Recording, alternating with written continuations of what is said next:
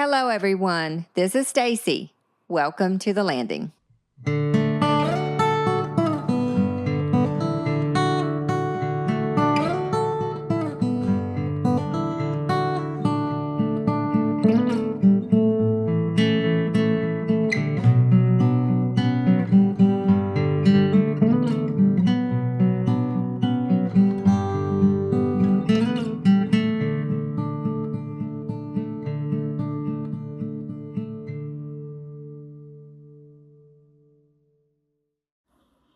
Welcome back to The Landing.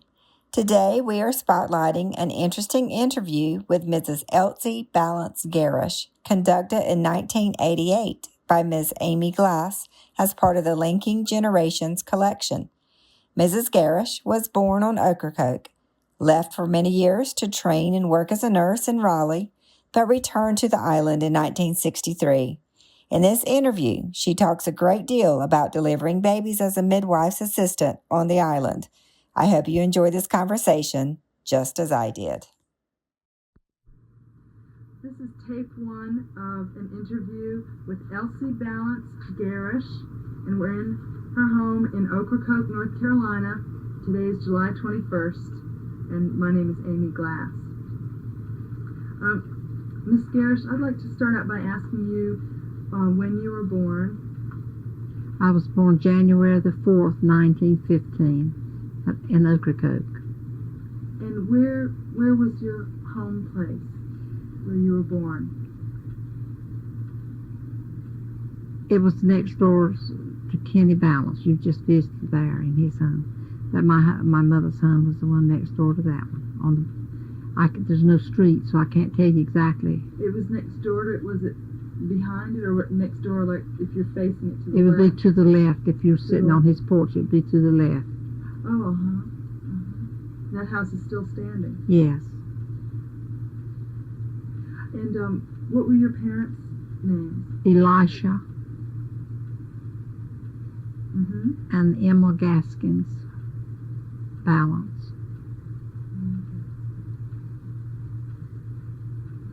And I wonder if you could think back to your memories of any memories you have of your grandparents. I remember my grandmother Lois Ballance. In fact, I was a teenager when she died. In fact, older than that, because it was the year I went in nurses training. What do you remember doing with her? Well, there wasn't a whole lot of things to do. She was a very tiny lady, and it always amazed me mornings. The first thing I would notice about her, I can remember that she washed her hair every morning, and it was straight and parted in the middle and fixed in the back of her head. She was a cute little lady. In fact, I have a picture in there I can show you. And my grandfather, Mark Gaskins, I remember him. But my other grandparents were dead. Before I could remember. If your grandmother washed her hair every day, that wasn't easy back then. You didn't just hop in the shower, did you? No, she washed it in the basin. That was one of the things I remember about her, and she was very neat and very attractive lady. And she loved church work, and the people visited more then because they didn't have TV, radio, or anything. And I remember seeing her going around to visit the neighbors early mornings and wondered, because she always got up real early.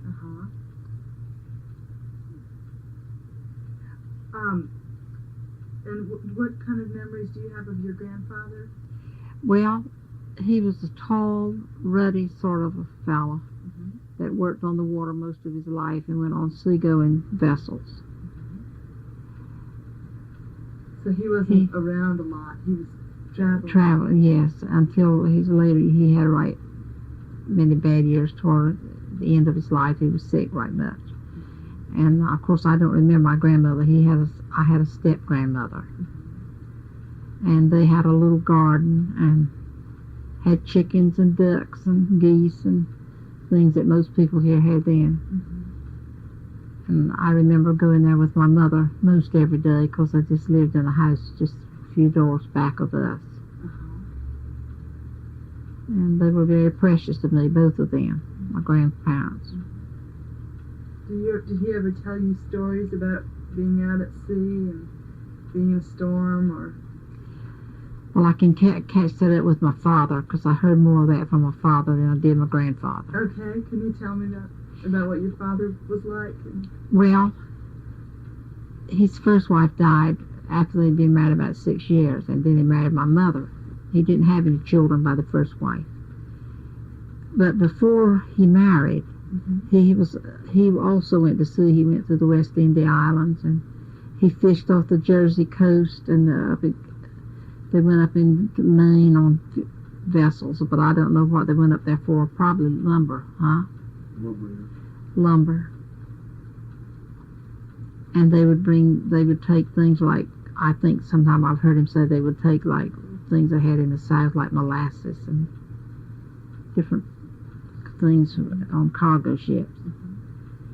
And he worked on the water until he and my mother was married at different times, and then he decided he'd stay here. And they had 9 children. 2 died. I was the oldest one. There was 2. I had one sister and 5 brothers that lived. Let me ask, do you know how your parents met one another? Well, they were neighbors. They're next door neighbors? Well, not exactly next door, but just close neighbors. And I remember he told me his first wife was a tiny little girl, and he married her, and his parents thought she lived on the other side of the lake, and apparently they had never met her, didn't know who she was, or he didn't know my grandfather. And he said, Lois, there's a little girl out in the backyard. She said that little girl is your daughter-in-law. He said, well, ask her in for breakfast. So that's how he met her. But my mother he knew real well, because she was in the neighborhood. And she was just a wonderful lady, my mother. When you have as many in-laws as she had, they were all just crazy about her, including my husband. She was a fine lady. And my father worked hard and worked on the water and stayed home with us, and we didn't have it easy during the Depression. But other than that, we fared all right. We owned our own home, and he always had a garden and his chickens, and what they did then across that Swan Quarter in that area, they had a lot of corn and beans and peas and meats that we didn't have over here. And my father would trade fish and clams and oysters for some of the things they had over there, like cornmeal. And that's how they survived on what they had. And he also had sheep at where the park has now. They could have cattle, sheep, horses. And at one time I remember he had 80 head of sheep. So we ate lots of lamb. You did? You're the first person who has said that. Not too many people have sheep or ate. Well, a lot of them did at that time, but they just haven't told you about it. And they also had cattle down there. In fact, as far back as when Irving and I were married, we bought a cow, and she had a calf, but we never saw her anymore. We never did know what happened to her. Probably the wintertime got her or something. But that's, see, we had no refrigeration. What ice that we ever had got at all came over on the freight boat from Washington. And meats, what you had to cook right away. And I remember they would raise the pigs, maybe a couple a year. My father used to have maybe 2. And would salt the meat for the winter, the hams and the pork and what have you. And, well, it was just mostly chicken and what animals was raised here on the island. And what they did with the pork, a lot of times, if my mother, they killed their pigs, they divided with the neighbors, and the same thing happened the day they killed theirs. So that gave them different days that they'd have, and the neighbors all came in and helped make the sausage and the lard. And I was going to ask about that. I wonder if you could I've never done that, and I don't know too much about it. I wondered if you could describe what would that scene have been like? If we could just walk right into that room right now where everybody was fixing. Well, it would be an iron cook stove to start with, and a big pot. They'd possibly have 2 or 3 pots. I remember the neighbors would bring in theirs, and they would cut up the fat out of the pigs, hogs, and whatever they had. And they would try this, and we had bay trees here. And I remember as a child going with my father to cut a bay stick. That's what they stirred the lard with. As they cooked it, they stirred it with the bay sticks, and they gave it some kind of flavor that they all liked. That was one of the reasons they used it. And then it was poured into what they called 10 lard cans. Maybe they would hold 5 gallons. And that's how they preserved it for the winter time. And now they say cholesterol, no cholesterol, which being a nurse, I know you're not supposed to have high cholesterol. But we were speaking about the other day, that was all those old people lived to be 80, 90, 100, 101, 117, 104. We've had them live that long here, and they use pure lard. That's all they had. But I think what the problem, the difference was, they were more active because they had to scrub their clothes on a board. They had to do everything with the broom, sweeping, and they just were more active than the modern day lady. Well, getting back to the making sausages, so you take the lard and put that in. Well, the sausage was made with the scraps of lean meat. And some fat. Who actually cut up the hog? My mother and father, whoever was doing the hog killing that day. And the neighbors helped with it sometimes. It's according to how much they had. But they make sausage out of some fat and some lean, and they grind it. We had a hand grinder that we used to put on the table, and my mother and father would grind the meat and then stuff the intestines of the pig. They washed those and cleaned them real good and scrubbed them.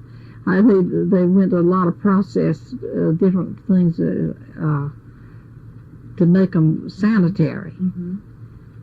Did they put was there any seasoning that went into the sausage? Yes, they had some seasoning, but some used sage, but I don't think my parents liked the sage very well. They just used hot peppers and salt, and I don't recall of any other kind. They probably didn't have much different kind of seasoning at that time. Was that a time that people looked forward to, kind of an event where lots of people in the community would come together and help out? You said some neighbors helped. Yes, and sometimes they would cook some of the meat and have lunch. Or the ladies would fix the lunch, because the men, I think mostly after the men cut the meat up and took care of that part, the ladies did the rest, and the men went on about their work, whatever they were doing.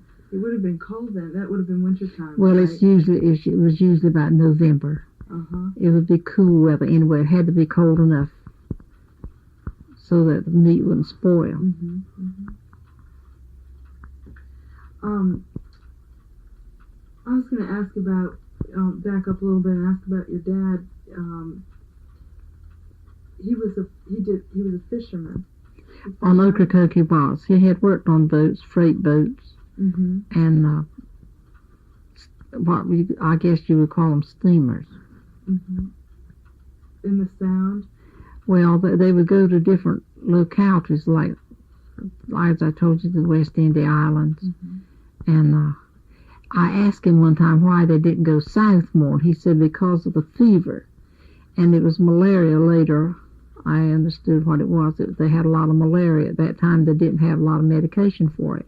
And he said the men usually went north to work in preference to go into the south, where it would have been more comfortable probably for them.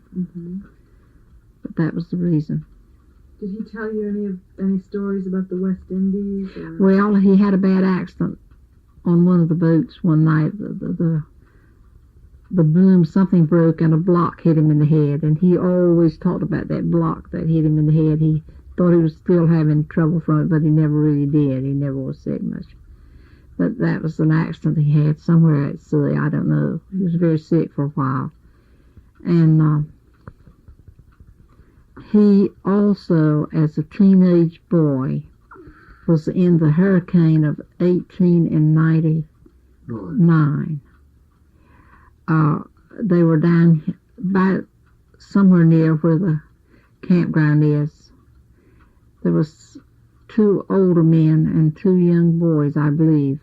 Mm-hmm. He was one of the younger boys. And they stayed 3 days and nights on the top of a hill in a small boat because they couldn't get to the village.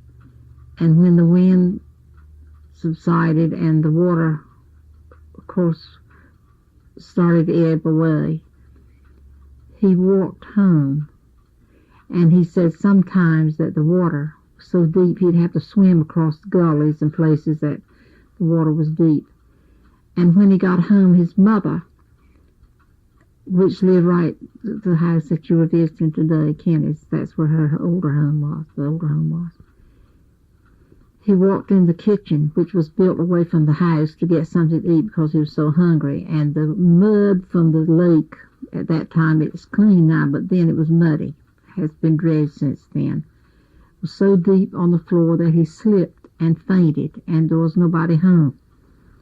So when he got himself together, he went over to a neighbor's, and that's where they all were. It was on a hill. They had all gone over there, and they said there was hardly any home on Ocracoke that wasn't submerged in water.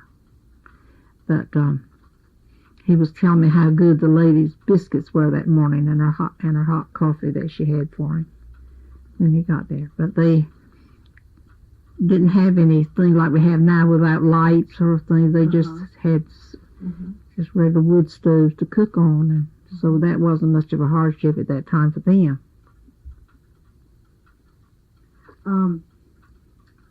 Was your so after he came back from his travels on fishing boats, he married your mother and then raised a family. And when he was raising the family, he worked mainly as anything he could do. Anything he could do. He did some carpenter work.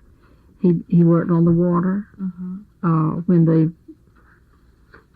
built some of the first motels, he helped build some of those. Helped the carpenters.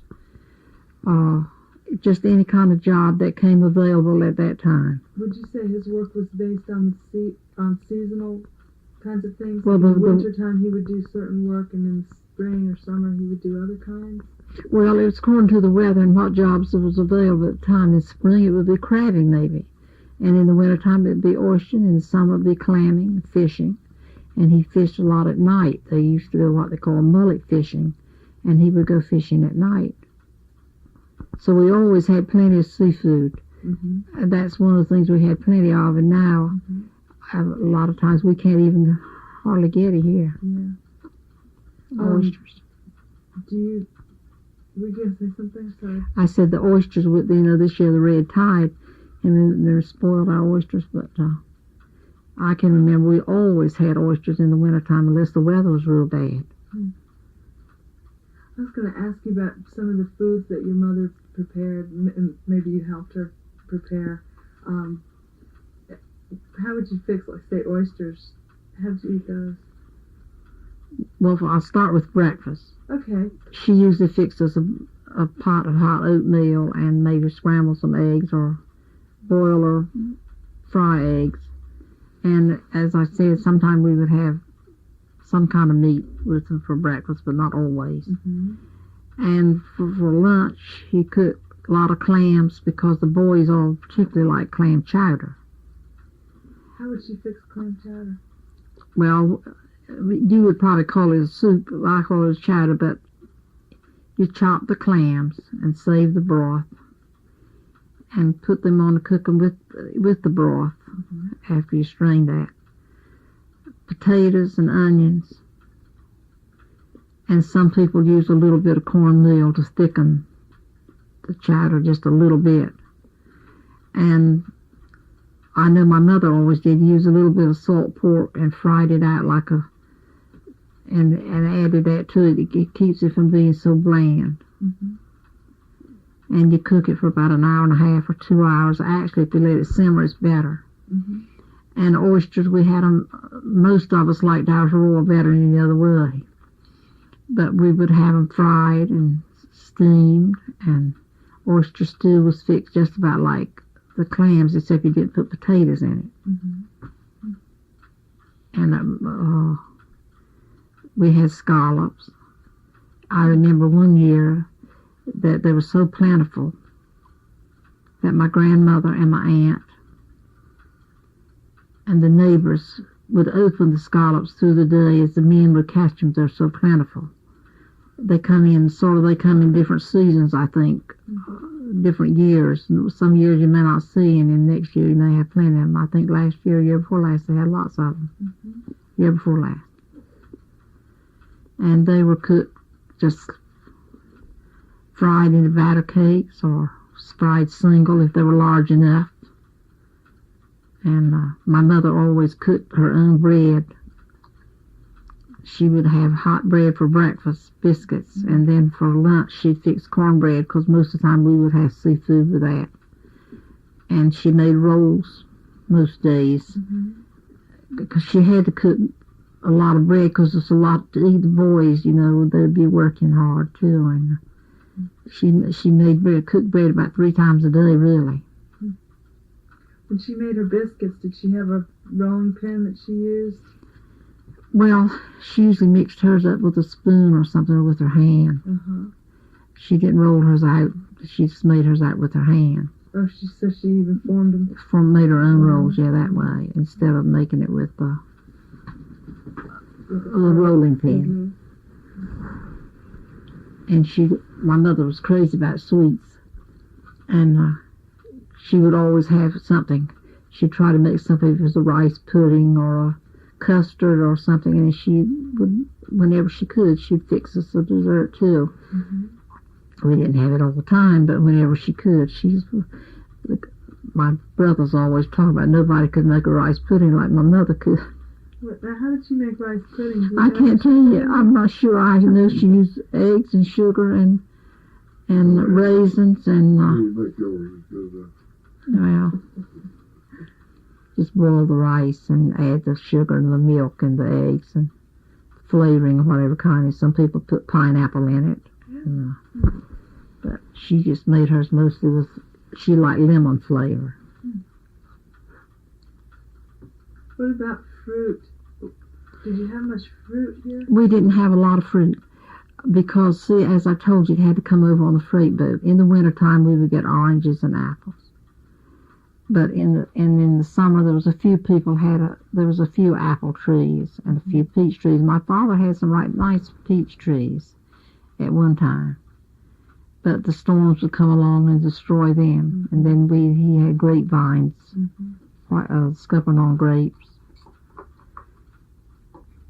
But fruit was a sort of a scarce item here. It had to be imported. Did he ever do anything with the grapes, or did your mom can those or put those up? No, most of us ate those because they wouldn't have that many of them. Now, we had lots of blackberries that grew here. My mother made blackberry preserves. Oh, she did? Or jelly. And that was one of the desserts. They'd have a lot of blackberry dumplings or blackberry pie. But that was... I know my father always liked to go through the woods blackberry, and there was lots of them at that time. Where could you get blackberries? They just grew wild here. I mean, was there an area? Yes, honey, before it was Was that back behind your house? Back behind the house, yes. And there was some back of my house up until last year. I gave my grandson this the land. They cleared it out, but they grew really good here. Do you remember any special foods that were prepared during holidays? Well, they raise a lot of sweet potatoes here on the island. They make a lot of sweet potato pies. And there was one little boy that said left Ocracoke one time to ask him what kind of pie he wanted. He said, well, they didn't know there was any kind except tater pie. It was real cute. But anyway, they made lemon pies. They made different kinds. It's according to what you had, coconut or whatever you had, they made them. And there was a few people that made fruit cakes. In fact, I made fruit cakes up until about 2 or 3 years ago. Every year since I've been married, I made my own. And did you ever have a goose for Christmas? Yes, wildfowl was plentiful at that time. And we had, my mother cooked a lot of wildfowl because my father would go hunting and the boys would. They were a lot better shaped than they are nowadays. I guess what the feed they get is probably some that may be contaminated now or something, but we had a lot of good wildfowl at that time. And how did your mother prepare the fowl? She usually baked it or stewed it. Was it stewed with other vegetables? No, she just usually made hers with potatoes and sometimes she'd add pastry. Sounds good. Well, did you ever have wine for special occasions? some people made it out of blackberry wine and grapes. We had a lot of, at times we had wild grapes, and some people would make wine out of that. Mm-hmm. I know the neighbor that lived back of us was an older lady, and whenever we were sick, we were small, we didn't have medicines. Very little medicine was on Ocracoke at that time. And she would always have a little blackberry wine that she'd bring over for certain things. Mm-hmm. I remember that. Did she make it? Yes, they would make it.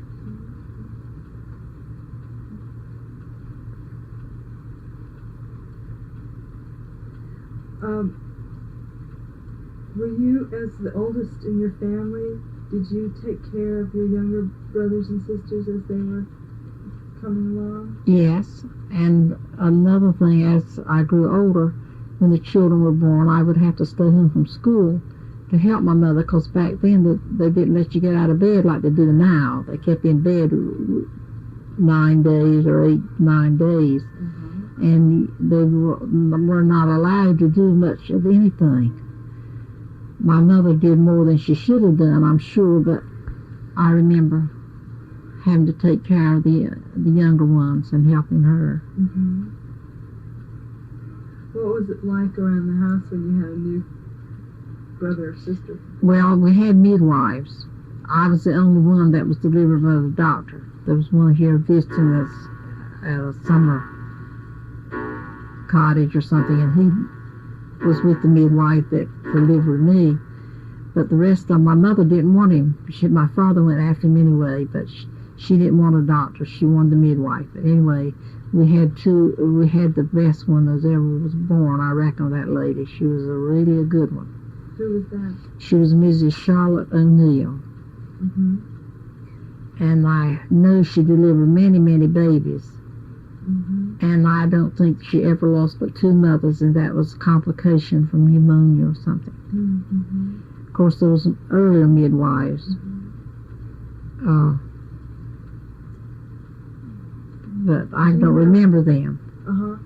How did Miss Charlotte O'Neill get her training? Did she learn from her mother?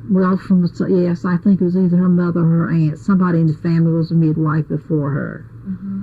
And it used to amaze me. We would have like a tin heater, you know what I'm talking about, that burns wood. You've never seen one. Well, they had those to heat the house with. And she would take little pieces of cloth and scorch it and use a big raisin to put on the navel. Hello. The cord. Uh-huh. And Yes, she's here, but she's busy right now. Who's this, Henry? And scorch it on the stove. Uh-huh. And she'd use this big seedless raisin to put on the navel cord, whether it was supposed to drop off in after so many days. And I was often wondered what it was for. And when I went in nurse's training, I wanted many times to ask somebody, but I was embarrassed because I, didn't know what they might answer I would get. But then it dawned on me that it was for sanitary purposes. The scorched cloth was the same thing if you used it in an autoclave. It was scorched clean, and the raisin had the drying effect. As the raisin dried, the cord dried along with it, but that's what she used. And she never had any infections, and the babies all were real healthy, and many one survived an Ocracoke that she delivered. Now, she's the one I knew the best. Then, of course, there was others. There was a graduate nurse that came here, a local girl that delivered babies after that. Did you, were you curious about midwifery when you were a young girl? I wanted to be a nurse, but I never particularly thought about being a midwife. I did, after I came back to Ocracoke, sometimes I would get caught here and I would deliver babies. But I didn't do it as a profession. Mm-hmm. I don't think I would have wanted to have done that for an everyday thing. Mm-hmm. Now, this other nurse that came back delivered right many babies. Who was she? Well, I guess I can use her name. It was Kathleen Bragg. Mm-hmm. And so she had gone off and gotten some Training. She was a local person who had gone off to That's right. get training. She was an RN. She graduated from a hospital in Parkview in Rocky Mount, I believe is where she trained. I'm not positive of that, but I think that's where it was. And she, of course, when I moved back home to stay, she was getting older then, and I would help her with things, and she would help me. I see. But she did a good job here. She really did, and I think the island was blessed in having her. Mm-hmm. What, getting back to Miss O'Neill and her work as a midwife, what other kinds of things did she do when a baby was about to be born? What was that like? Was the labor difficult, and how did she help? It's sort of like the Lamaze that they have nowadays, natural childbirth. I never did see one born that my mother had because I was never allowed in. I was young. Mm-hmm. My mother was a very private person, but was the midwife the only person in the room with your mother? Unless my grandmother or somebody might have been at your times. Mother's mother? No, her my father's mother. Right. Her mother died when she was only 6. Mm-hmm. Mm-hmm.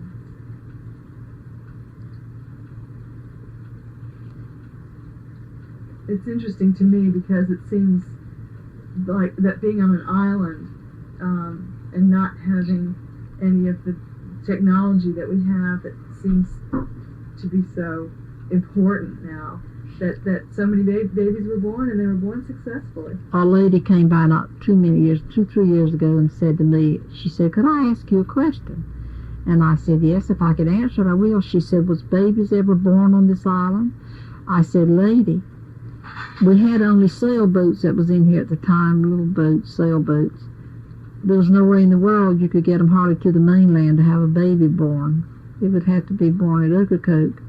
And I said, we had children that died years before I could remember that was like from diphtheria and things of that kind, but that was all over the whole country because they didn't have inoculations and things to give the children that we have now, vaccines. Do you remember were there epidemics that you can remember in your lifetime? Nothing more than just the flu epidemic, and a few children died with different things like colitis. That was very prevalent when I went in nurses training. A lot of babies died with that. My second year in nursing, I believe, they had an epidemic in North Carolina, and it was very bad. The doctors would try to give them IV solutions. I know the doctors in Raleigh that I would help. Mm-hmm. Some of them they saved, but a lot of them died. Mm-hmm. That was about in 38. It was the year of about 1936 and 37.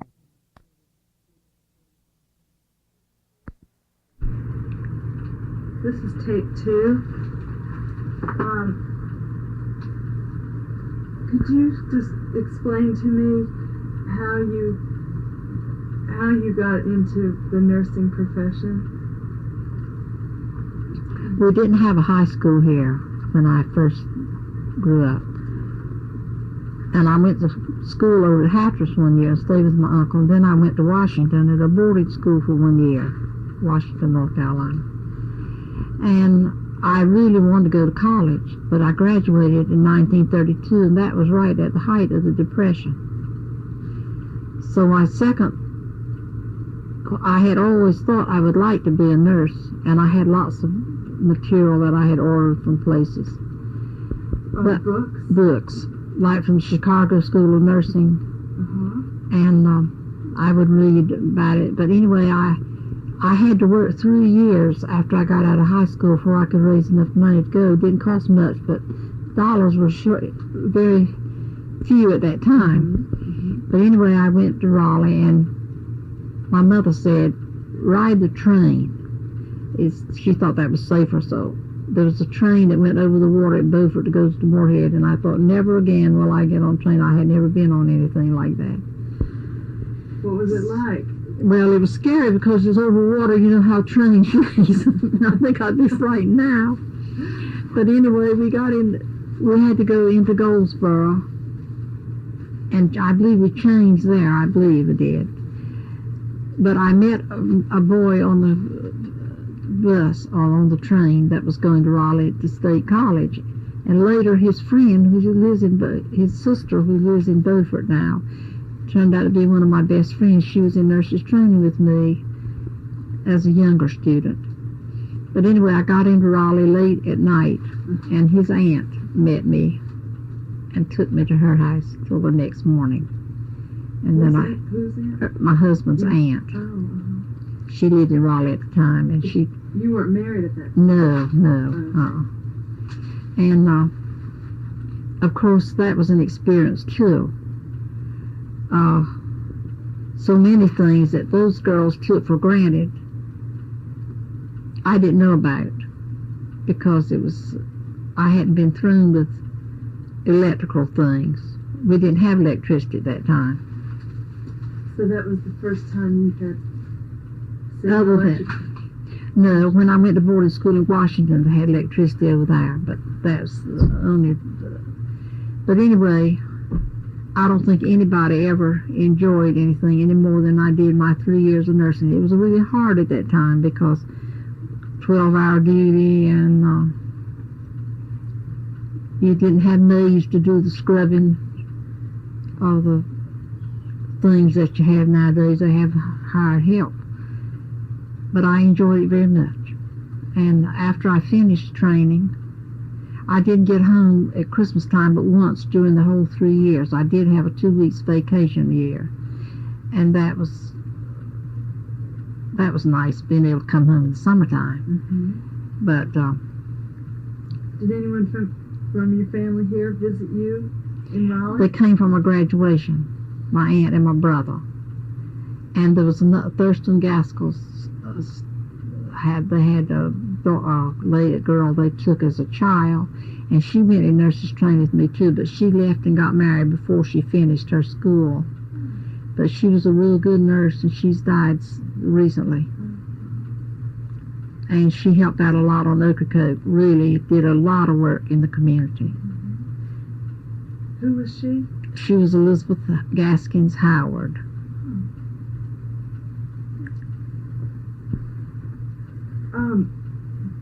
I wonder if you could describe a little bit for me what it was like to be in a new place like Raleigh, which I imagine was more of a city. What kinds of things? You said it was very different, and you weren't used to the things that they took for granted. What besides electricity? What other kinds of things did they have there that you felt like you didn't have here? Paved roads, theaters, movie theaters. We had silent ones here when I first grew up, but we didn't have any sound. And the worst thing I encountered was the first winter I was there. We had about 7 snowstorms, and we had to go from the nurse's home to the hospital mornings. And we always had to be rushed, and I would slip down because I had never been used to ice and snow, and my knees stayed sore most of the whole winter. Did you have enough clothing to be prepared for that kind of cold? Yes, it wasn't really that bad. We had winter coats, and I know we had a nurse's home across the street, which now is right across Fable Street, and we'd go, I'd get off duty at night. We had a night nurse's home across there that we used to sleep in the daytime, and we would get dressed, get our shower, and put on our pajamas and go put our coat on across the street to go to this house that wasn't heated. They said we would sleep better if it was cold, which we did, I'm sure. And we would sleep till 1 or 2 o'clock. Then we'd have to get up and go to class. That sounds pretty rough. It does. Did you ever go home with any of the girls Yes. at school up to their homes in other parts of the state? I went to Salisbury or Lexington, and I had Christmas dinner with one of my friends. I believe it was the Coble Dairy home. And I remember they had frozen Santa Clauses for dessert, and I had never seen anything like it. They had pheasant, which was plentiful up at that area, I guess. Then another time I would go like near Raleigh, places like with the nurses that lived nearby. I would go home for a day or something. They were always real nice about asking me to go. Did you correspond with letters to your family here? Every week. No way you couldn't telephone then. We didn't have any phones at Ocracoke except the Coast Guard station and the lighthouse, I believe. Did you always, when you were there, did you know that you were going to return to Ocracoke, or did you ever feel like you wanted to stay in Raleigh or move somewhere else now that you were in the big world? I like Raleigh, but as well as any place I've ever lived, really. And I never really thought about coming back. I never gave it much thought. I had lost a little brother, with this colitis epidemic that you're talking about, following the storm of 1933. And I think that encouraged me more to go in nurses training because I wanted to know more about it, medicine and things. So you were here for that storm? Yes, I've been here several storms. And then you went off to nurses college. And what year was that? 1935. 1935. Okay. And I graduated in 1938. Okay. 50 years this year. We have our nurses reunion in Raleigh. Really? We have every other year, and this is the 50th year for my class. And I believe all my class are living except 3. I think there was 23 of us, and I think all are living except 3. So when you graduated, did you have a degree then? Well, it's a nursing diploma. It's a 3-year course. It's an RN. You said you didn't think much about coming back here. But what made you come back after you graduated? Well, I didn't. I worked away. After Irvin and I were married that year in 1938. And he was in service, and I worked at Norfolk General. I worked in a lot of different hospitals, and the last place I worked was in Wilmington, Delaware. I worked at the recovery room for 7 years. And then he came here as captain of the Cedar Island Ferry on the boats. And I worked over at sea level for a couple of weeks when he was tied up over there. And then I came back here the other 2 weeks in the month. Every other week I worked over at sea level. But I just did that because the girls were married, and I was alone here. So you met your husband then? No. His mother died when he was 2 1/2, and his mother was from Raleigh. But his grandmother reared him in this house after she died. So we went to school together all the many years. And then he was working in Raleigh at the time that I was in nurse's training because his grandparents lived there, grandmother. And That's how we knew each other all our lives, really. Getting back to Ocracoke when you were a young person. What was we talked about childbirth, but I was wondering about what would happen if someone got sick.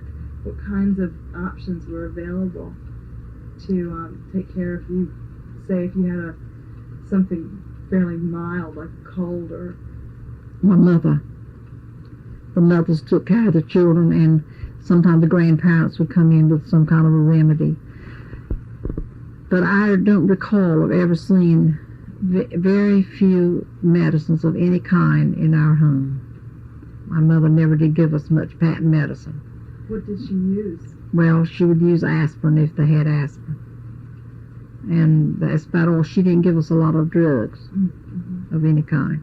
A lot of people tried out different things, for flu and different stuff, but she never did give us much of that. And I guess, too, it was a problem of getting the money to buy stuff with then. And we had no drugstore. And we had a doctor that came here, and he had one kind of pills that he dished out, those little pink pills, and they make us all sick. I remember. What were they for? I don't know. He gave them for anything, didn't Everything. One pill for everything. he? All I ever remember seeing was a pink pill, and it was flavored with wintergreen, and you won't find many Ocracoke boys and girls who want anything with wintergreen in it. I think it had a little calomel in it, and that's a very dangerous drug, but... What is that? Calomel. Calomel? Calomel. Okay. And I never did see that given anywhere in the hospitals that I ever worked, but I've heard that's what was in it. But. What kinds, if your mother didn't have patent medicine, what kinds of things did she use to treat illnesses? Well, she'd bathe us if we had a high fever, in cool water, put ice if she had it. But as I said, I don't remember her giving us any medicines. Did she have any kind of preparations that she made or anything? No, she didn't. Some of the older people, the older than she was, might have made things, but I've never seen any of it. Oh, you didn't?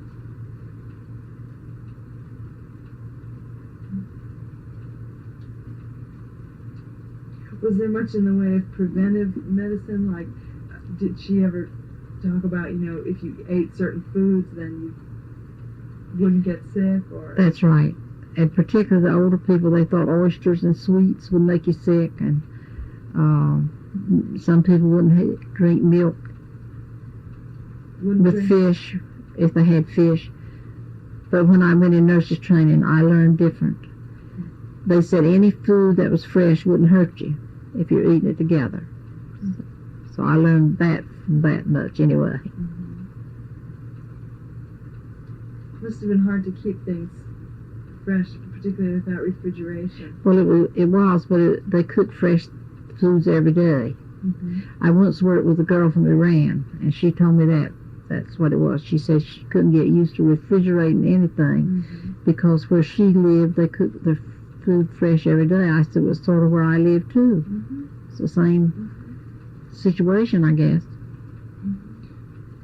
Okay, I wanted to ask you about, you mentioned the 1933 storm, and I wonder if you could tell me a little bit about storms here on the islands. I'm sure you've lived through your share of them.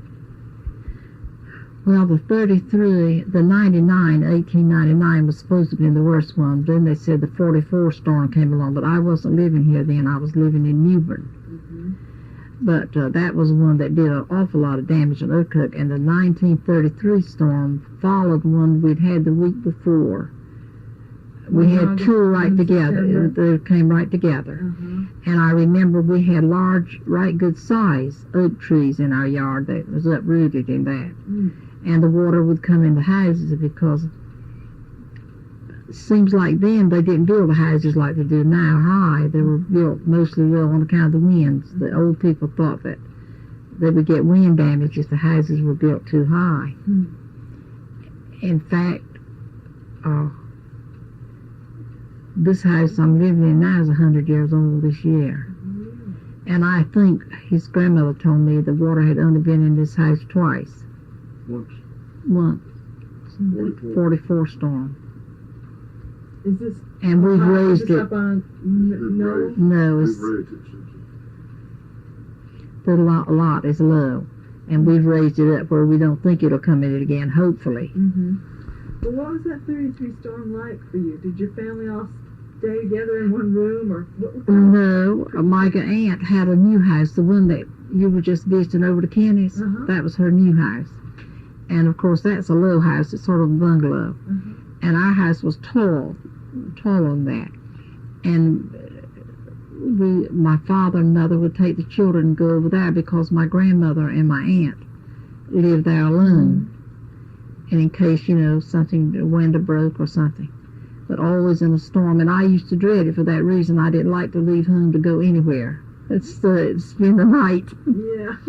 But anyway, that's one of the bad ones, and the 44. And then there was one summer. It was in the 50s. I don't know, just around 54 or something. I was here, and I lived in this house next door. That was ours too. It was ours. And the tide came up to my door sill 3 different times in the storm, but it never did come inside. It just came to the door. But those were not as bad as some of the others. And we've had several since we've been back to Ocracoke in 20 years, but they've not been bad ones. Did you leave the island for any of this? Only one time. The one time, that was about 3 years ago, 4 years ago. Gloria. The one they said was going to be so bad. And we went to Greenville. We were on the last boat that went out of here, and the first one that came back. We all went and took our cats, my daughters, and we all went. But I didn't want to go, but they wanted me to go, so I went. But I'm not afraid to stay here in a storm because I've weathered them before. Did you ever? Did you take any special precautions before the storm, or was there anything you did, like out in the yard or in the house? Well, we secure everything as best we can, and if you have lawnmowers or anything that you might get salt water into, you put those somewhere in a safe place. And some people have shutters that they put on, but we don't have any, not that close. And we put our storm windows down and secure things that, like any flying objects that might be on the porch or anything that might blow in the hard wind. After the storm, what would happen? What would you do afterward? Well, it's always a mess to clean up the tree branches, and I think the one that we had that was so bad since we've been home, we had about 15 or 20 truckloads of stuff we had to haul out for the limbs broke. See, I'm under a lot of trees here. We had a lot of debris that washed up from the lake that came up. See, this hill over here is high, and the tide doesn't come over that. But it brought the debris up to the edge of that, and I had it all to clean up. Where do you haul things to? We had a place in that we could put branches. We have a sanitary district here, and we also have a garbage truck that takes out the stuff to, I think they take it up to East Lake or somewhere there. That's where ours is taken. So off the island anyway. That's another thing I have meant to ask about in the old days. What would people do about garbage? They burned it and gave it to the chickens, all the scraps. And the food you had left was given to the chickens or the pigs, if they had those. And they buried the cans and burned the paper. Didn't have a lot of paper like we have now. Didn't get its advertisements that we get every day. Did they just burn it out in the open? Or did they burn They have a barrel or something in the back that they burn it. Wasn't a whole...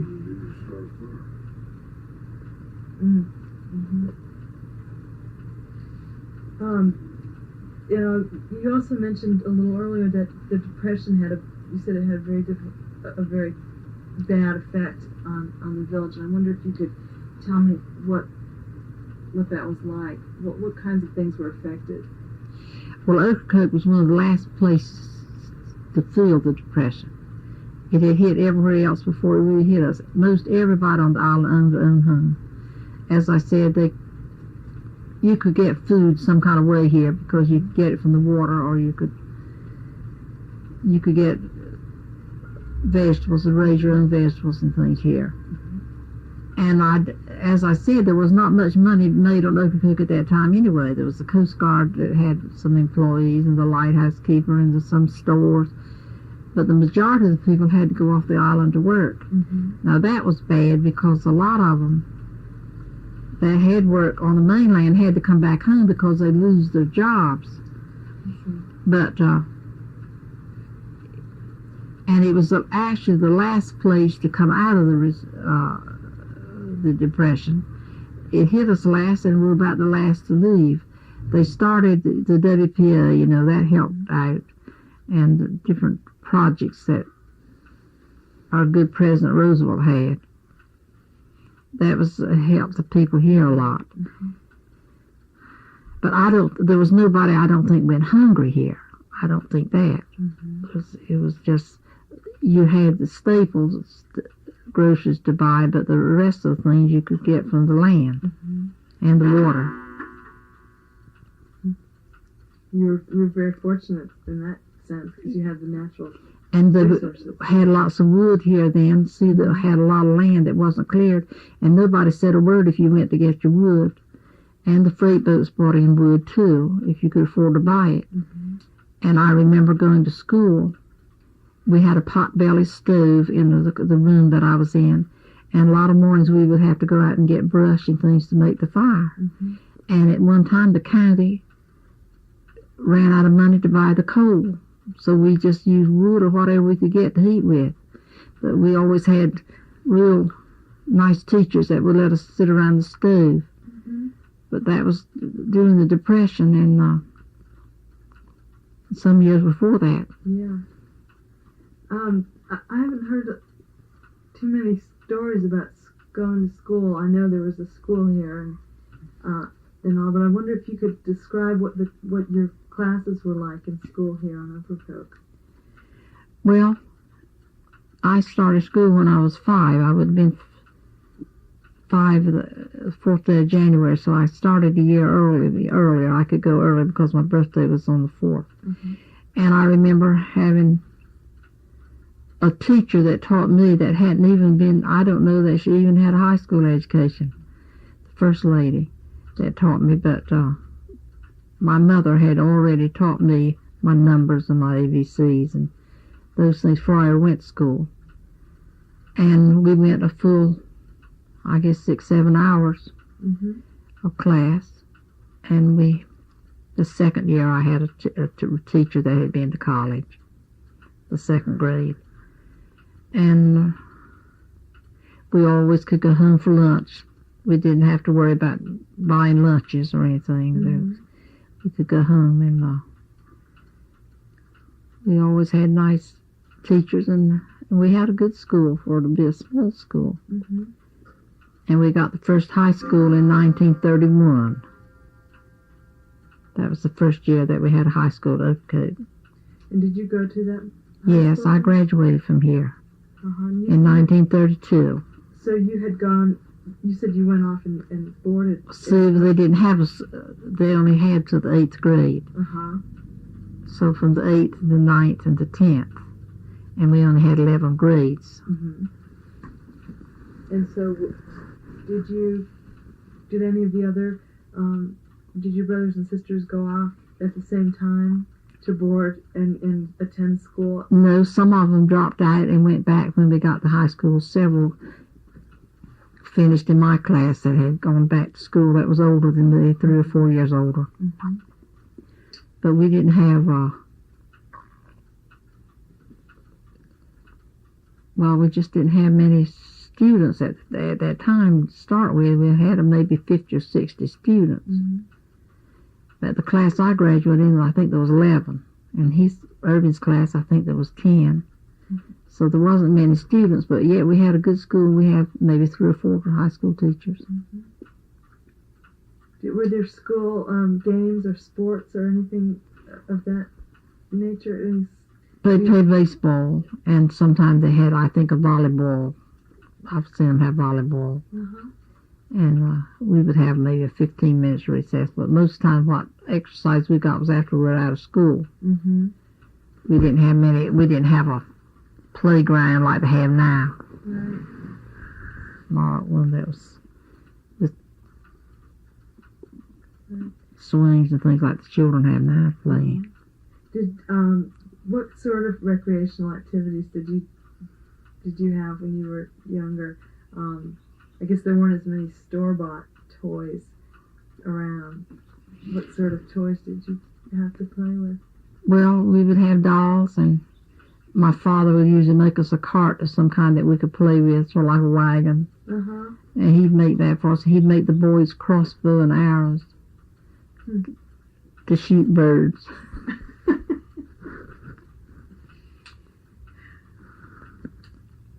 And we had, as teenagers, we had 2 ice cream shops, one for each church, and the different girls served the ice cream and sold it for the church.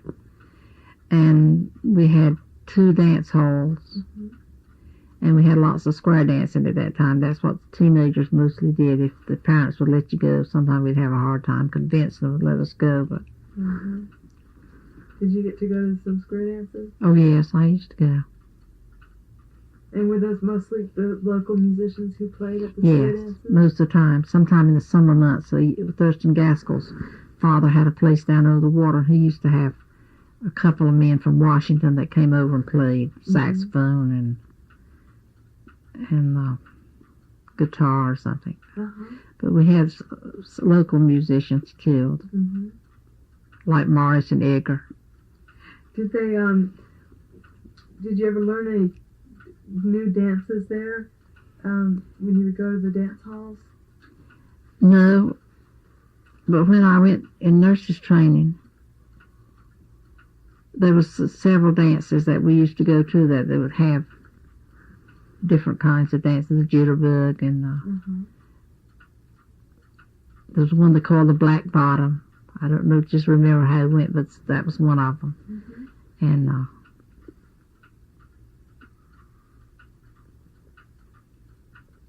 back then, if they gave us a dance at the hospital, they'd have an orchestra most of the time, and that would be music like the Guy Lombardo music and that type of music. But that wasn't what we had at Ocracoke, anything like it. Did people dress up for square dances? Well, we wore good clothes when we went, but we didn't wear costumes like they have, like you see in pictures of square dancers. We just wore whatever kind of summer dress we had. Oh.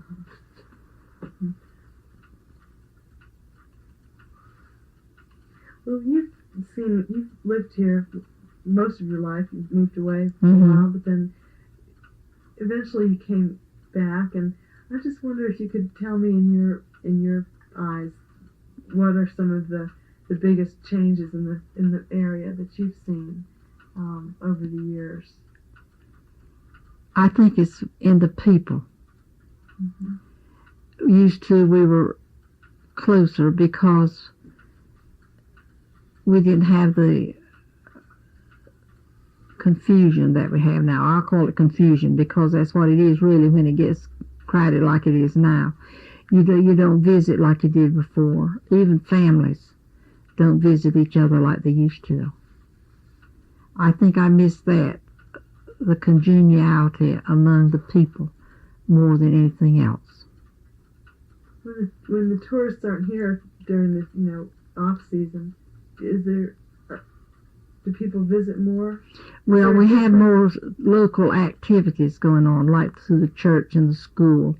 There's that's one thing that we have in the winter months that we don't have in the summer. And a lot of people complain about the tourists, so they don't bother me because I enjoy people that stop and talk. But sometimes if you live at the beach, you do have more company than you have any other place you live. When you were growing up, I wonder, would you ever have anticipated that that this would have been a popular kind of resort, the sort of resort area that it's becoming?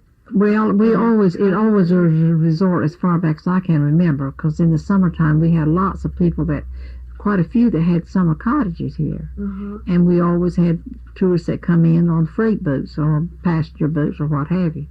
But you see, when they put the roads in, that made it more accessible to the rest of the world.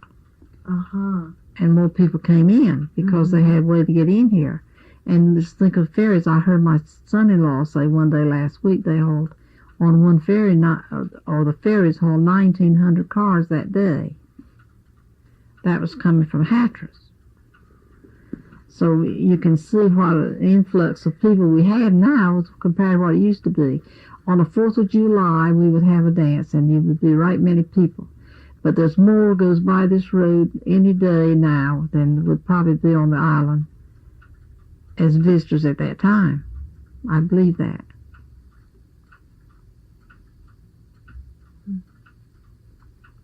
We had a few grocery stores, and they sold dress material, and the mothers made the clothes. We had 2 churches. Mm-hmm.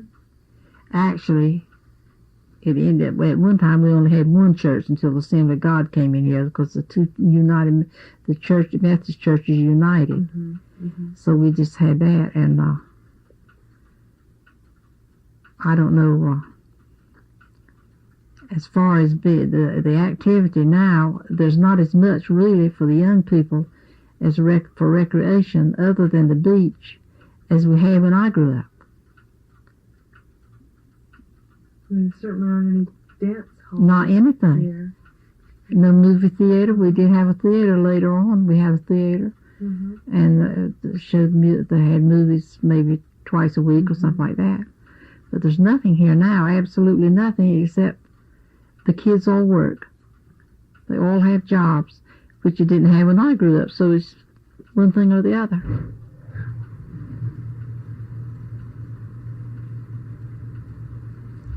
Well, I don't have any more questions right now. Is there anything else that you feel is important to say, or that you feel? Well, it's still one of the best places to visit. The beach. We have one of the nicest beaches anywhere.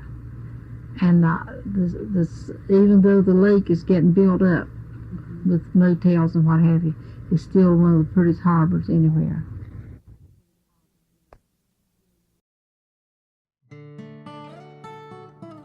Thank you for joining us again to The Landing. This podcast is brought to you by the Coarse Sound Waterfowl Museum and Heritage Center. I am your host, Stacy Davis Baston, and today's podcast was produced by April Davidson. Tune in again next week as we continue remembering, sharing, and learning together. Until then, stay safe and be kind.